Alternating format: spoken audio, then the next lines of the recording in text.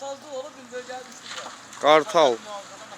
Ərkivan qəsəbəsində. Muhafızayı aldı ya. Növbəti muhafızayı aldı.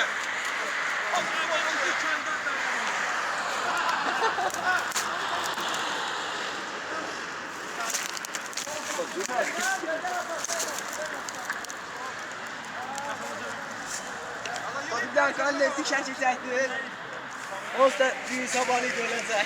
Qartala lazımdır uca dağ yeri, körpüyə lazımdır oyuncaq yeri. Ora bax dağa qalxır. Görürsən? Toti bırak qısından da.